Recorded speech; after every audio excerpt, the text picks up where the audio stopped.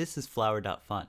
It's just a small web game that I worked on that happens to have multiplayer, a map editor, 13 unique biomes, and a goddamn dedicated programming language. So, how did I make it, and what was it like to release a game for the first time?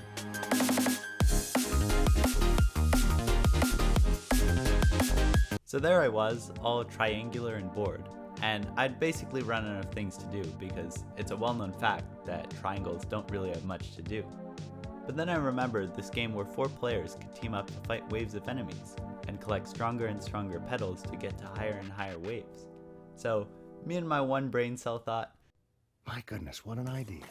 And on July 23rd, 2023, I sat down and got to work. So I started out by doing possibly the most exciting thing in game development, making the menu screen. We game developers love making menu screens. And by that I mean, I was ready to tear my hair out after I finished it, and I haven't even made it look good yet. Oh, and I tried to design it for a younger audience, so don't judge me, okay? So in these types of game dev YouTube videos, it can seem like all this stuff is easy. Well, to get the enemies to work, I had to make an ID indexing system to store the enemies on the server and players send a message to a bunch of players whenever So anyways, this stuff took a while, but thankfully now I can relax and do an easier task. So I made a Discord server and started building a community of people who would actually play the game when it came out. But you know, one of my favorite things to do in my spare time is creating Ponzi schemes. So we told everyone that if they invited 30 other players to the server, they would become the color red.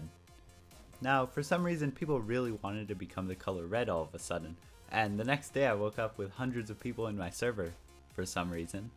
But with the added pressure, I got back to work. So it's time to talk about the petals. Every player has a bunch of rotating orbs around them that can smack enemies and do damage, and recharge. Now, it seems simple, but coding these things was a nightmare. Basically, petals were grouped in slots which could have multiple petals, some of which could be stuck together like the stinger here, or some of which could be separate like these lights. What I ended up doing is having 2 separate IDs for each petal. One counts up if the petals are stuck together, and the other counts up for each separate cluster. And finally, it's time for my actual favorite part, adding gameplay to game. So the idea is to have different maps where there's different enemies that you fight. But first I made these petal containers that drop from enemies that go into your inventory.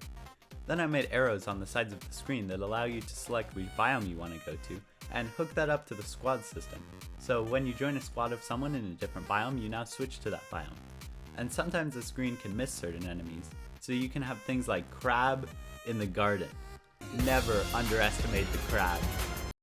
Anyways, so as you might have noticed, I made a few biomes.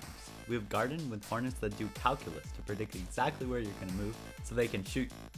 We have desert, where everything goes at like Mach 10. And then there's ocean, which has the world's most annoying enemies. Very fun game. Oh, and I also quickly whipped up a tutorial to give players their first few petals and, you know, be cinematic and stuff. And finally, I can release the game. Let's just buy a server, run some HackerMan commands, and bam! The game is up and running and on the internet. Let's see how things are tomorrow when I wake up. So up until now, I've just been talking about how I made the game. But what was it actually like to release the game? Well, at this point, I'd been working on the game for 4 months. So finally getting something like that into the world was pretty euphoric. I just wanted to thank all the beta testers and people who played the game on the first days of release. Watching the early progression made all of the code and the errors all seem worth it. And good morning! I haven't had breakfast, but I'm pretty sure triangles don't need to eat breakfast, so let's check on the servers. Okay, so as it turns out, the game's going at like 1 frame per second. Why? I have no idea. Alright, so imagine you're a computer and want to simulate the game. What do you think would be easier? A. Checking the collisions between every enemy, player, and petal? Or B. Putting everything into buckets of space and only checking collisions between nearby buckets? Well, if you guessed C, option B, you would be right. So, I made that bucket system, and with some other optimizations, the server is now running at a fabulous 30 FPS. So now that everything's done, I can finally relax and take a well-deserved break. So people want more maps, and it takes a long time to make them right now, because there's so many numbers that have to be exactly right, or else the enemies look like this. So I spent like 2 weeks making a biome editor, where you can make your own enemies and petals with their own special power-ups and stuff. And the editor lets you do some crazy things, like this, this, and this. But there were things you still couldn't do, and on this channel, I always want to enable players to do whatever they want. So I guess I'll have to go all out just this once. So I made a goddamn programming language for stupid flowr game. It works by basically scanning through the text one character at a time until it hits an opening parentheses, saving whatever it saw as a function name, and then going until a closing parentheses and saving that as the arguments. So to run the program add 3 and 5, I would start from the left and scan until I hit the end of the word add, and that would just be my function name. Then I look inside the parentheses and find the arguments are 3 and 5, and I see that add, well, adds the arguments. So we can just replace the whole thing with 9, because everyone knows 3 plus 5 is 9. If that sounded confusing, it's probably because it is, but somehow some smart people figured it out and used my editor to create a bunch of cool biomes. And now I got to put maps made by other people in my game, which was really cool. Here are the tags of everyone who made a map that got put in game. You're all very epic.